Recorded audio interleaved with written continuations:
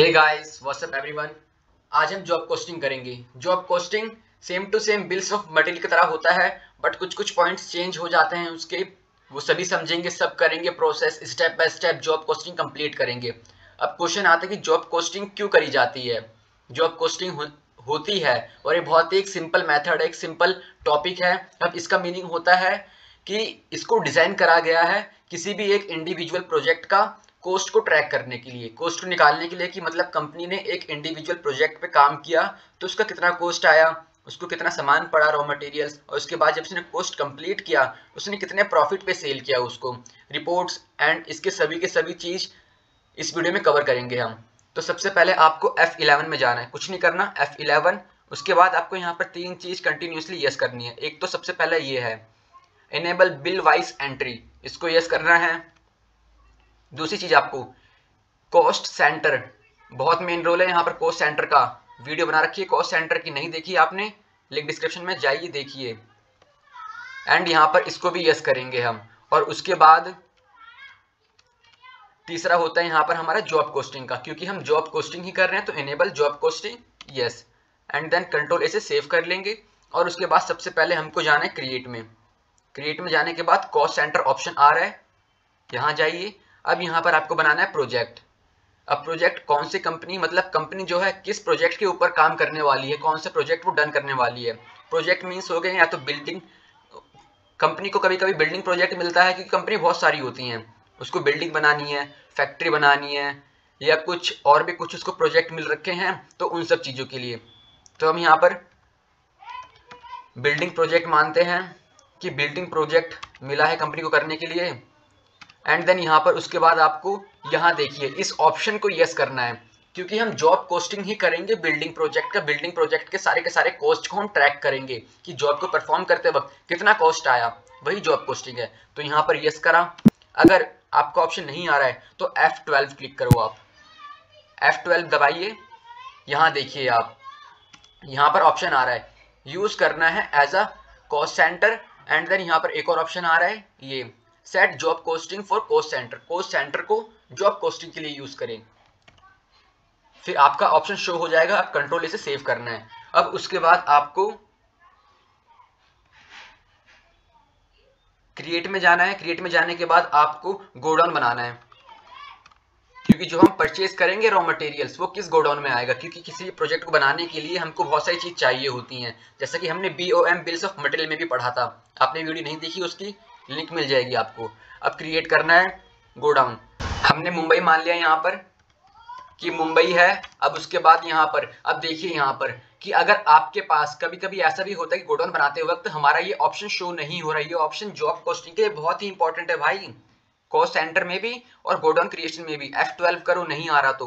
और उसके बाद आप देखेंगे यहाँ पर यहाँ लिखा हुआ है अलो स्टोरेज ऑफ मटेरियल, इसको यस करना है। ये नो हो जाता है तो नहीं आएगा। और इसके नीचे जो ये भी आ रहा है, दोनों को साथ ही साथ हमको यस करना है। And then control A save. अब यहाँ यस है। और उसके बाद कि हम जॉब कोस्टिंग कर रहे हैं, हम कॉस्ट निकाल रहे हैं किसी भी जॉब की, तो प्रोजेक्ट कौन सा है, क्योंकि हमने प्रोजेक्ट तैयार किया है बिल्डिंग वाला, तो बिल्डिंग को ही हम लेंगे। एंड देन हम कंट्रोल ए से सेव कर लेंगे। और उसके बाद आपको बनाना है यहीं पर, क्योंकि क्रिएट में है तो आप लेजर बनाएंगे। अब लेजर किस चीज का, या तो आप यहाँ से बनाइए, अदरवाइज आप, क्योंकि अब हम भाई परचेज करेंगे, परचेज तो होता ही होता है इसमें। F9 पे का परचेज किया हमने।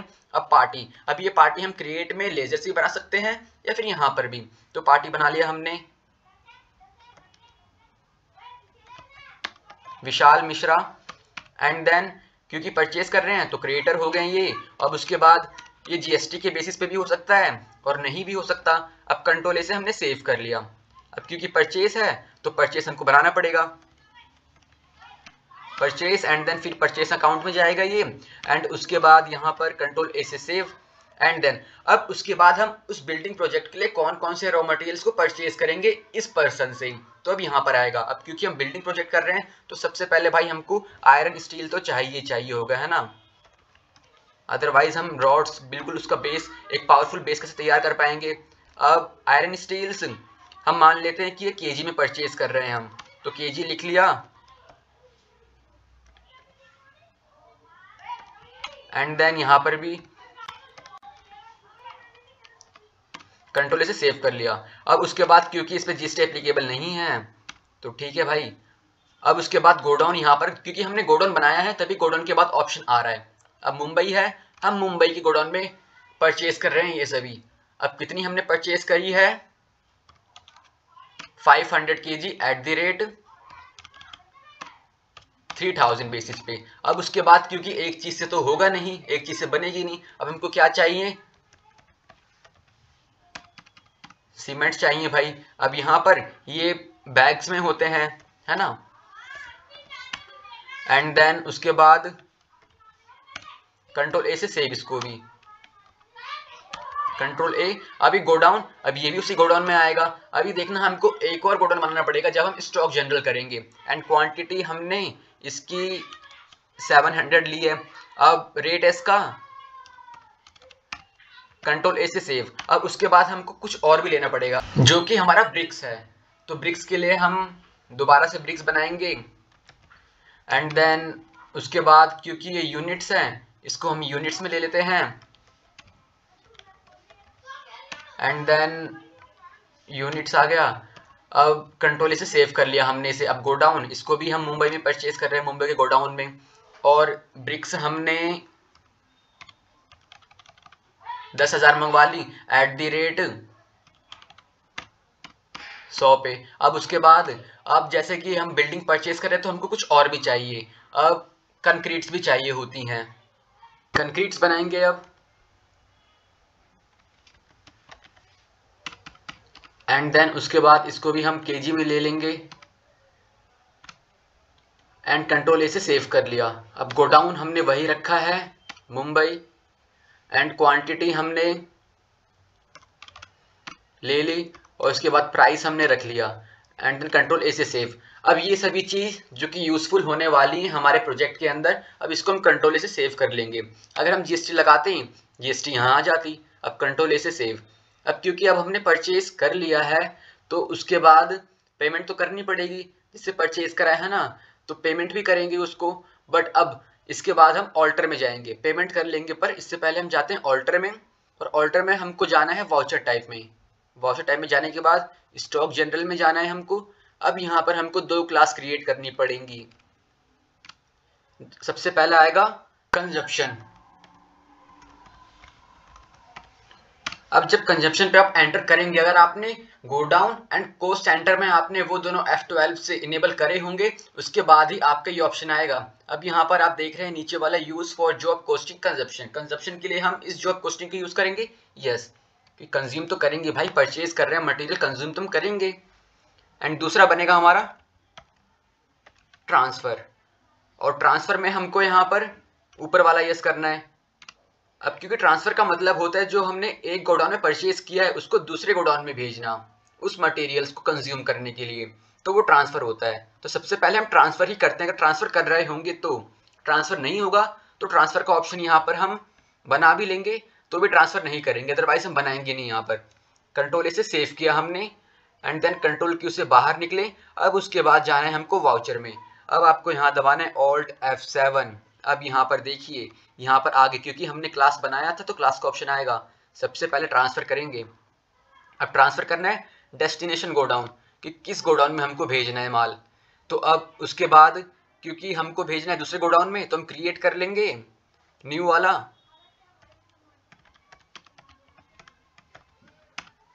एंड देन उसके बाद ये बिल्डिंग प्रोजेक्ट के लिए हम यूज करेंगे सेम वैसा, कंट्रोल यस ए से सेव। उसके बाद नेम ऑफ आइटम हमारा क्या होने वाला है, ब्रिक्स थे हमारे मुंबई से। और क्वांटिटी कितनी हम ट्रांसफर कर रहे हैं, हम कम भी कर सकते हैं, ज़्यादा भी कर सकते हैं। एंड देन सीमेंट था, यहाँ से आप क्वांटिटी भी देख सकते हैं।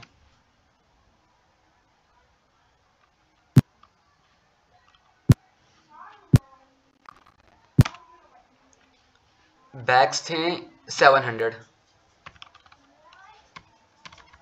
यहाँ पर हमको 10,000 लेना है, वो थोड़ी सी क्वांटिटी मिस्टेक हो गई। एंड देन उसके बाद दूसरा था हमारा आइटम कंक्रीट। तो कंक्रीट को भी हम मुंबई से भेजेंगे जो कि 500 था। एंड देन दूसरा था हमारा आयरन स्टील, लास्ट वाला, जो कि ये भी हम मुंबई से भेजेंगे जम्मू कश्मीर वाले गोडाउन में।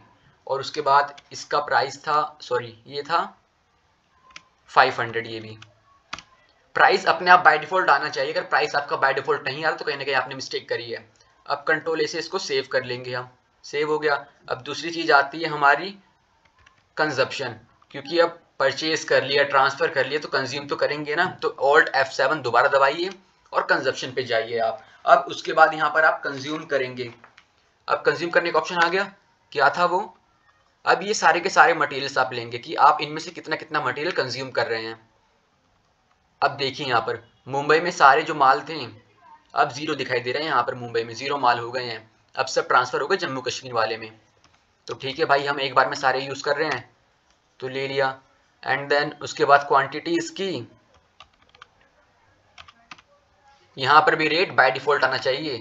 अब उसके बाद यहाँ पर आप दोबारा से लेंगे। ब्रिक्स हो गया, सीमेंट था जम्मू कश्मीर 700, फिर आपको अपने आप से लेना पड़ेगा, ये थोड़ा सा लेंथी प्रोसेस है। 500 ये भी बाय डिफॉल्ट आ गया।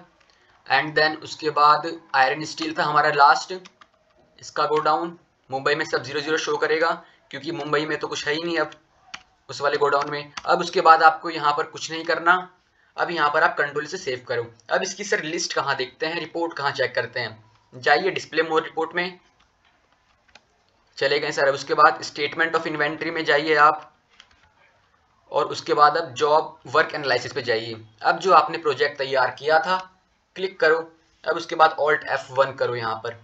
अब देखिए यहाँ पर ये सारा का सारा आ जाएगा।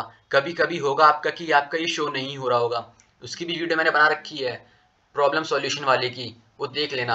अब यहाँ देखो, अब क्योंकि जब हम भाई रॉ मटेरियल से जॉब कॉस्टिंग बना रहे थे, कर रहे थे, हम प्रोजेक्ट पे वर्क कर रहे थे, उसको तैयार कर रहे थे, हमारे एडिशनल कॉस्ट लगे होंगे ना, एडिशनल खर्चे तो आए होंगे, वेजिस का, लेबर हमने दिया होगा, और भी सब चीज़ें ट्रांसपोर्टेशन के लिए, कन्वेंस के लिए, फ्राइट है ना, ऑक्ट्री टैक्सेस लगे होंगे, तो वो कैसे ऐड करें, तो वो भी ऐड होगा। अभी देखना यहाँ पर कुछ नहीं आ रहा उस चीज़ में, यहाँ पर अभी शो होगा वो सभी, और ये भी लॉस में जा रहा है। क्यों? क्योंकि अभी तो सिर्फ हमने परचेज किया है ना। रिवेन्यू कब जनरेट होगी? जब हम इनकम जनरेट करेंगे सेल्स के थ्रू, सेल्स करेंगे और जो भी सेल्स होगा हम इससे ज़्यादा में सेल्स करेंगे, अभी करेंगे सब चीज़। अब देखिए हम कि एडिशनल कॉस्ट कहाँ से ऐड करें, जो हमारे एडिशनल खर्चे होते हैं F5 में जाओ। अब यहाँ पर हम पेमेंट कर देंगे डायरेक्टली कि जो जो हमने एडिशनल चार्जेस लगाए थे, एडिशनल चार्जेस हमारे इनकर्ड हुए थे प्रोजेक्ट को बनाते वक्त, वो सभी एक बार में। तो वेजिस था पहले। अब बहुत सारे बच्चों का डाउट होगा कि सर अब यहाँ हम पेमेंट कर रहे हैं बट वो वहाँ कैसे ऐड होगा, क्योंकि वहाँ तो उस टाइम पे भी नहीं था, तो कैसे जाएगा वहाँ ऐड होके। तो अभी देखते हैं, कंट्रोल A सेव। अब यहाँ पर आप अमाउंट जब लिखेंगे, यहाँ पर कोस्ट सेंटर आ रहा है। कोस्ट सेंटर का रीजन ही यही है, तभी मैंने कहा था कोस्ट सेंटर का बहुत मेन रोल है। अगर यहाँ पर आप ये सेलेक्ट नहीं करेंगे तो वहाँ ऐड ही नहीं होगा, यहाँ सेलेक्ट कर लो, वहाँ पर अपने आप ऐड हो जाएगा। अब उसके बाद हम, क्योंकि एक बार में कई सारे हम डायरेक्ट एक्सपेंसेस को हम पे कर रहे हैं,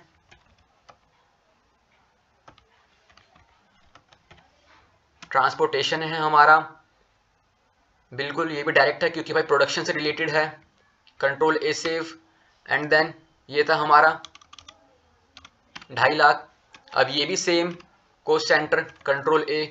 अब उसके बाद अगर कुछ और होगा, जैसे कि हम मान लेते हैं हमारा एक और है ऑक्ट्री, मान लेते हैं ऑक्ट्री एक तरह का हमारा टैक्सेस ही होता है जो कि हमारा डायरेक्ट एक्सपेंस होता है। कंट्रोल A सेव, ये हमने ले लिया 3 लाख।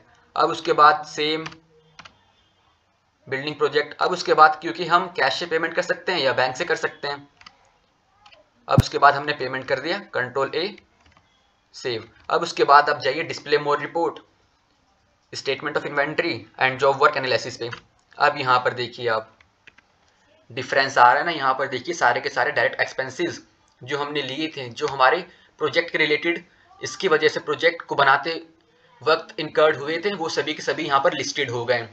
पेमेंट करी कॉस्ट सेंटर की वजह से, और उसके बाद देखिए अब यहाँ पर ये भी ज़्यादा हो गया, हाई हो गया ये। अब क्योंकि हमारा खर्चा पूरा का पूरा 71 लाख हुआ है, अब 71 से ज़्यादा जब हम सेल्स करेंगे इसी हमारे अपने प्रोजेक्ट को किसी और पर्सन को, तब उसके बाद ही हमको इनकम यहाँ पर लिखी हुई आएगी, और उसके बाद जब इनकम यहाँ आएगी तो यहाँ प्रॉफिट शो होगा। बाहर जाइए, अब आपको सेल्स करना है, तो चले गए भाई F8। अब हमारी एंट्री एज वाउचर में होगी, क्योंकि इस टाइम ना ही कोई हम आइटम सेल्स कर रहे हैं किसी को, और ना ही कोई सर्विसेज भी सेल्स कर रहे हैं, तो इस वजह से कंट्रोल H जंप करते हैं, ना आइटम इनवॉइस में ना अकाउंटिंग इनवॉइस में होगी, एज वाउचर। यहाँ गए बिल नंबर, एंड देन उसके बाद सलमान भाई हैं, सलमान भाई को पेमेंट करनी है। अब उसके बाद क्योंकि जब हमने जॉब कॉस्टिंग देखी तो जॉब कॉस्टिंग में हमारा कॉस्ट था 71 लाख। अब 71 से ज़्यादा जब भी हम सेल करेंगे तभी तो हमको प्रॉफिट होगा, तो हमने कर दी 1 करोड़ की। And then against reference